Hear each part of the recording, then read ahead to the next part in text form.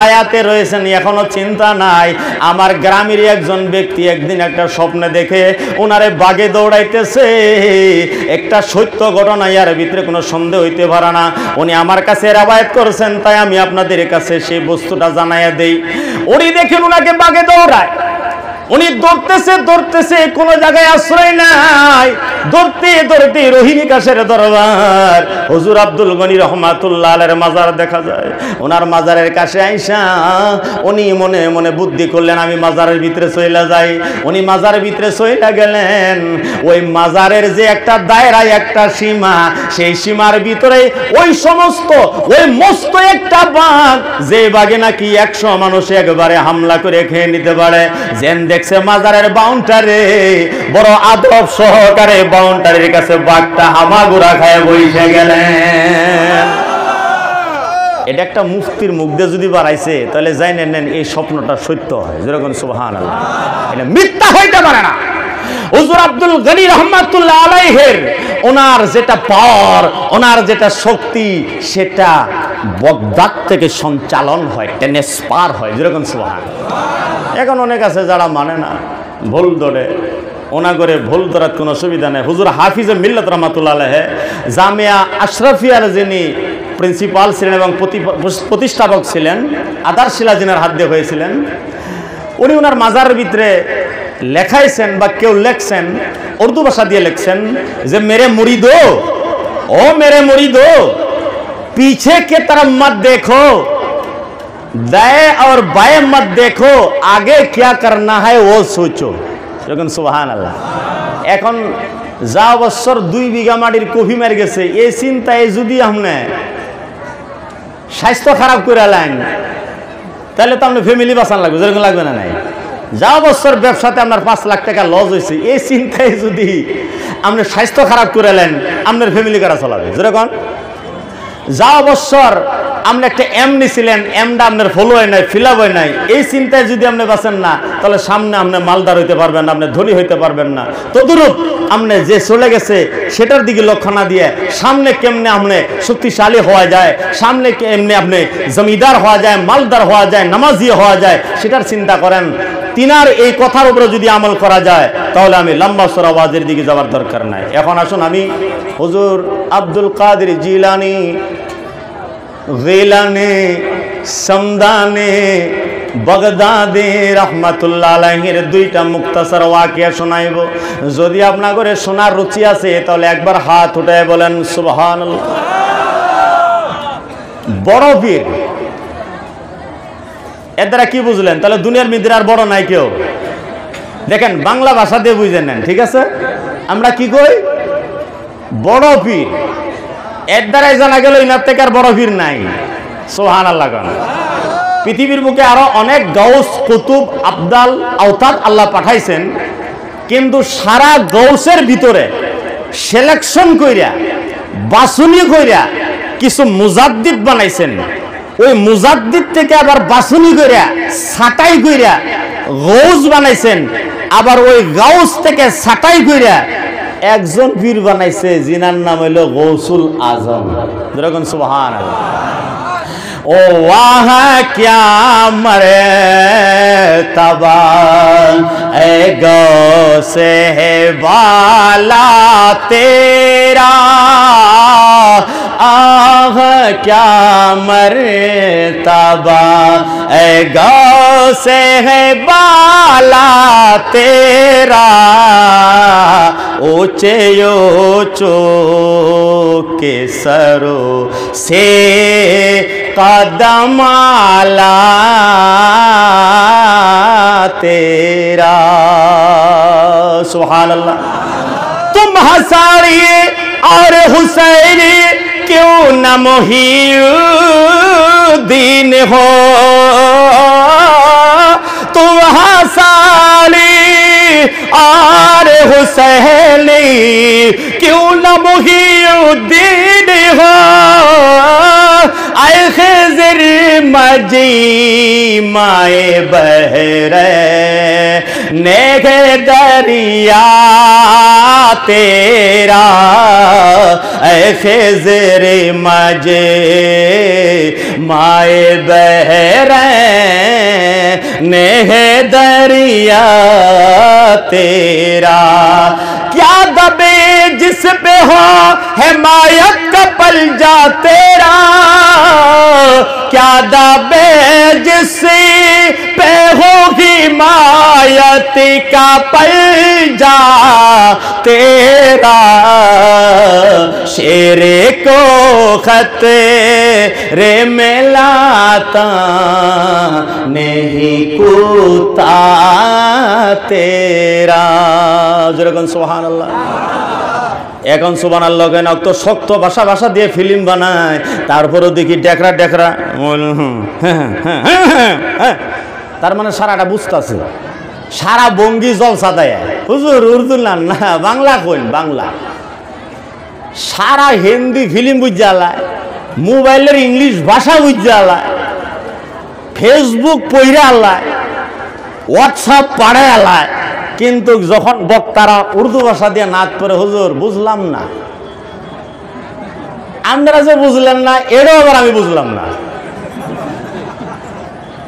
शेरे को खतीरे में लाता नहीं कोता तेरा सुभान अल्लाह। और डूबी थी कश्ती जो दम में निकाली, वो डूबी थी कश्ती जो दम में निकाली, तुझे ऐसी कुदरत मिली गौसे आजम, तुझे ऐसी कुदरत मिली गौसे आजम सुभान अल्लाह। এখন আপনাদের সম্মুখে 12 বছর ধরে কাশতি নৌকাতে নদীর ভিতরে ডুবে গেছে, এই বিষয়ে একটা ঘটনা শোনাইবার চাই, আপনারা শুনবেন না নাই? দজলা নদীর কিনারে বড় পীর আব্দুল কাদের জিলানী কিন্তু মাদ্রাসা পড়ে বড় পীর হইছে, বন্ডামি করে বড় পীর হয় নাই। সুবহানাল্লাহ। উনি নিজের মুখ দিয়ে বলছেন আরবি ভাষা দিয়া, দারাসতুর ইলমা হাত্তা সিরতু কুতুবা ওয়া নিলতু সাদা মিন মাওলাল মাওয়ালি। আমি আল্লাহ ওয়ালা এমনি হয় নাই, আমি দরস শিখছি, মাদ্রাসা পড়ছি, লেখা পড়ে করে করে আমি কুতুব সাজছি, আর আল্লাহর কাছ থেকে আমি নেককারি পেয়েছি। এখন আপনারাই বলেন লেখাপড়া ছাড়া কি আল্লাহ ওয়ালা হওয়া যায়? যেরকম ধরেন আমি লেখাপড়া কিছুই করি নাই, খালি চুল সাইডটা রাখছি, আর আমি বাইরটা হইছি, হওয়ার পরে জিন্দেগিতে নামাজও নাই, রোজাও নাই। নামাজ রোজা তো নাই নাই, উল্টা রিয়াকশন। নামাজ পড়ে কি হবো? এখন ওরা বুঝাই দিন লাগে নামাজ পড়ে কি হবো, রোজা রেখে কি হইব? এখন তারা উল্টা বুঝাই দেন রোজা রাখলে সব কত, ওরা শুনবার জন্য তো রেডি নাই। এখন রোজা রাখলে কি হবো উল্টাটা বোঝার লাগে তারা। মৌলবী করে কিরম ঠেয়াটাই পড়ছে চিন্তা করে দেখেন। রোজা রাখলে কি হবো আমরা বুঝাই দিন লাগে, নামাজ পড়ে কি আমরা বুঝাই দিন লাগে। তাহলে যে তরিকাটা ধরছেন সেই তরিকার মুরব্বী যিনি, মুরব্বীর একটু খবর নেই। যেরকম সুবহানাল্লাহ। উনি বলেন দারাসতুল ইলমা হাত্তা সিরতু কুতুবা ওয়া নিলতু সাদা মিন মাওলাল মালি। উনি 18 বছর সময়ে বাগদাদ শরীফে মাদ্রাসা আরো ভালো করে পড়বার জন্য উপস্থিত হয়েছিলেন। নিজের গ্রামে তো পড়ছেই। 18 বছর যখন বয়স হয়ে গেছে, ওনার একদম জোয়ানি বয়স, দেখরা বয়স, সেই বয়সে উনি বাগদাদ শরীফে লেখাপড়া করার জন্য আসছেন। খালি লেখাপড়াই করে নাই, উনি মুজাহিদাও করেছেন। যেরকম সুবহানাল্লাহ। মুজাহিদা মানে কি জানেন? না খায়া দিন কাটানি। আমি খাবো না, গোল্লা খাবার মনে ধরছে আমি খাবো না, আমার মুরগির টাং খাবার মনে ধরছে খাইলাম না, মানে নফস যে দিহি যায় উনিও দিহি যায় না। যেরকম সুবহানাল্লাহ। তারই নাম হলো মুজাহাদা। হযরত গাউসুল আজম জিলানী কিলানী সামদানী রাহমাতুল্লাহ আলাইহি উনি মাদ্রাসাতে লেখাপড়া করে এবং কিতাবের ভিতরে পাওয়া গেছে 25 বছর পর্যন্ত উনি বাগদাদ শরীফের জঙ্গলের ভিতরে একা একাই ঘোরাঘুরি করছেন। কোন সময় খানা পেয়েছে, কোন সময় পায় নাই। মা কিছু কিছু পাঠাইতেন, কারণ বাবা যান ছোট্টকালে এন্তেকাল হয়ে গিয়েছিলেন। মার যা সাধ্য কোলাইতো তাই পাঠাইয়া দিত। যখন যায় পাইতো তখন তো বালাই খাইতো। যখন মায়ের টাকা শেষ, ওনার একটা অভ্যেস আছেন, কারো কাছে হাত ফেলায় নাই, কারো কাছে ছায়া নেই নাই। আল্লাহ খিলাই লেখাইছে না লেখাই নাই। সুবহানাল্লাহ। একদিন ভাবছে একটু উত্তর দিহি যাই, ও দিহি গেলে বোধহয় বস্তি টস্তি পাইমু। আর বস্তির কোনো মানুষের যদি খালি একবারও কয় চা খাবেন, আমি অভিবয়ে পড়ব। যদি কয় ভাত খাবেন, আমি অমনি দাওয়াত গ্রহণ করব। যায় দেখে আরো 40 জন দরবেশ ওখানে আগে থেকে ডেরা ডাইলে বই হয়েছে। ওনাগর নিয়ে তৈরি, ওনারাও নফসের উপরে যুদ্ধ করতেছে। করতে করতে ওনারাও একজন একজনকে ওখানে জমা হয়েছে। যায় সালাম মুসাফা করার পরে জিজ্ঞাসা করছে, ভাইরা আপনারা কইতে গিয়া? কইও না ভাইজান, আপনি কেডা? কেডা মানে ওনার চেহারাই যেন মানে একটা পরিচয় দেয়, যেরকম সুবহানাল্লাহ। গৌসুল আজম জিলানী রাদিয়াল্লাহু তাআলা বললেন, আপনারা এখানে যে বসে আছেন খালি আসমানের তলে, কারণ ওখানে বসে আছি খিদার যন্ত্রণায়। অনেক দিন হয়ে গেল, খিদার তাড়নায় আমরা মাতোয়াল হয়ে গেছি। এখানে বসছি, বস্তি দেখা যায় কেউ যদি কিছু দিয়ে আল্লাহ, আমিও তো সেই নিয়েতে এলাম। তাহলে কলে বয়ে যান, আপনি নিয়ে 140 জন হইব, যেরকম সুবহানাল্লাহ। 2-4 দিন বসার পরে উনি আর কুলাইতে না হইরা এক মসজিদে যায় বললেন, একটু ঘুম ভেরে নেই। গাছের পাতা পুতা খাইয়া, পচা পানি টানি খাইয়া মসজিদের ভিতরে ঘুমায় গেছে। কিসের ঘুম? পেটের ভিতরে খোদা থাকলে ঘুমে ধরে, যেরকম ঘুমে ধরে। ইতিমধ্যে দেখে একজন ব্যক্তি জুলার থেকে শুকনা রুটি বের করে আর খায়। খাওয়ার মডেল বেশি ভালো না, খায় কিবা চিন্তা করে, খায় কিবা চিন্তা করে, তার মানে রুটিটা উনার না। উনিও 4-5 দিন ধরে বড় বীর আব্দুল কাদের জিলানীকে তালাশ করতেছে। তার মা পাঠায় দিয়েছিলেন নিজের হাতে বানানি কিছু রুটি আর কিছু পয়সা। উনি তালাশ করতে করতে না ভয়া উনিও খিদায় নিডাল হয়ে গেছে, না খাইলে উনিও মারা যাইতে পারে। এই জন্য টাকা দিয়ে গরম তরকারি আনিয়া শুকনা রুটি ভিজায় ভিজায় খায়। অমনে গৌসুল আজম তাকায় দেখেন কে জানি রুটি খাইতেছে, ওনার দিকে এরকম তাকায় আছে। হঠাৎ যদি খালি কয় খাইবেন, ওবি সারা মেরে বউ। যেরকম সুবহানাল্লাহ, নফসের উপরে কত যুদ্ধ, সুবহানাল্লাহ। উনি দেখা মাত্র দাওয়াত দিয়ে লেছেন, হুজুর আসেন দাওয়াত গ্রহণ করেন। মুসলমানের নীতি এইটাই ওন লাগে, সুবহানাল্লাহ। কারণ আপনার বাড়িতে যদি কেউ যায়, আপনার নারাজ হওয়ার দরকার নেই। মেহমান যদি আপনার বাড়িতে গেছেন না, ওনার রিজিক উনি নিয়ে গেছেন, সুবহানাল্লাহ। কিন্তু কিছু সেদ্দর জামাই আছে যারা শ্বশুর বাড়ি যায় আপন বাড়ি বললে গ্রহণ করে নেবো। যেরকম ঠিক না, কিতাবের ভিতরে লেখা আছে 3 দিন পর্যন্ত মেহমান, তারপর আর কোনো হক নাই, না খাওয়াইলে কোনো পাপ নাই। এখন জামাই না খাওয়াইলে হয় না, কারণ বেড়ি দিয়ে রাখছে। যেরকম ঠিক না, আমি এই সেদ্দর জামাইগুলা করে নসিহত করবার চাই, এত বুঝা হইয়া ওই শ্বশুর বাড়িতে আপনারা এত জঞ্জাল সৃষ্টি করবেন না।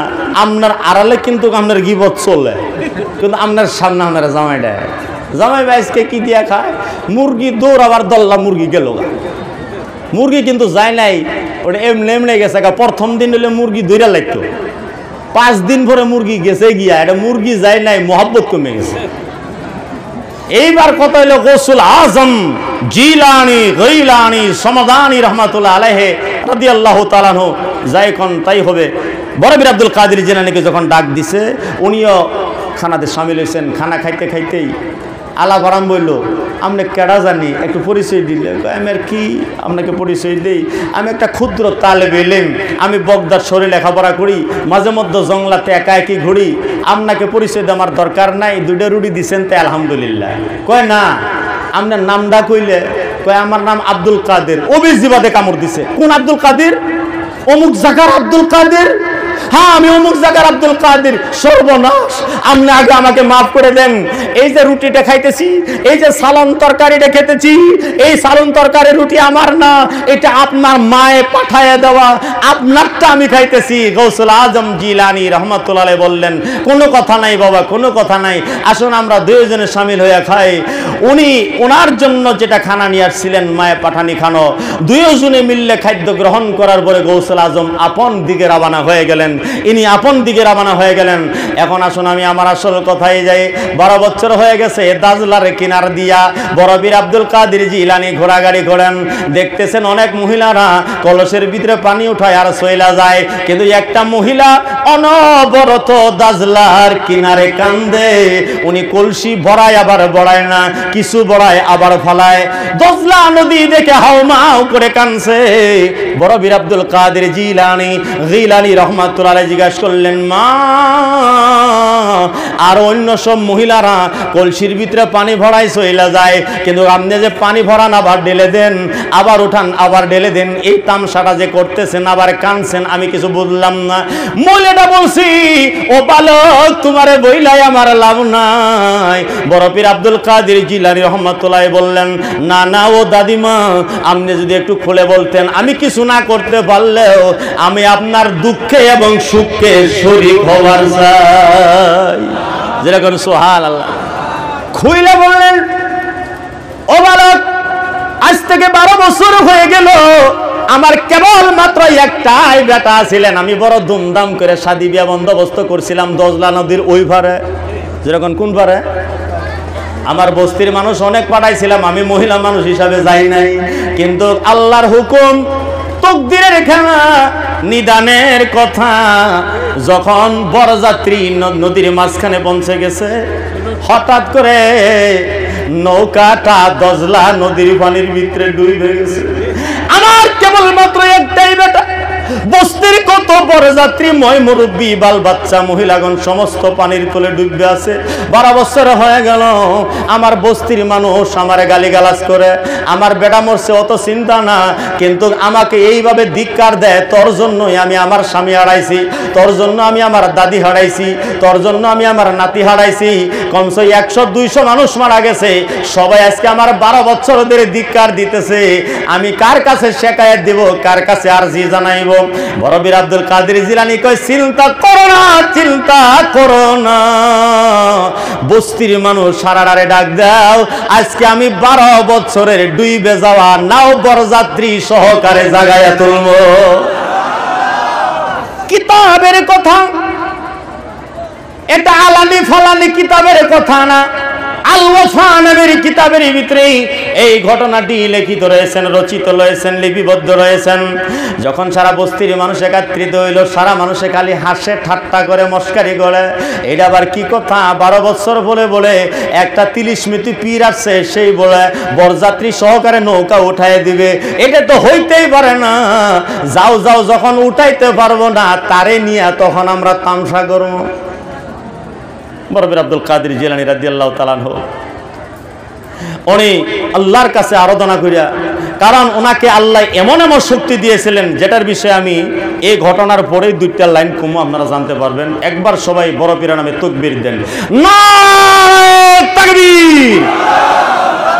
বড় পীর আব্দুল কাদের জিলানী হুজুর আব্দুল গনি যখন নাকি সারা বস্তির মানুষ একত্রিত হয়ে গেছেন, বড় পীর আব্দুল কাদের জিলানী রহমাতুল্লাহ আলাইহি বস্তির মানুষের সম্মুখে ওই দজলা নদীর কিনারে, দজলা নদীর দিকে উঙ্গলিটাকে দিক করে এইভাবে ইশারা করলেন, ও নৌকা, তুমি যে 12 বছর আগে ডুবছিল, কুম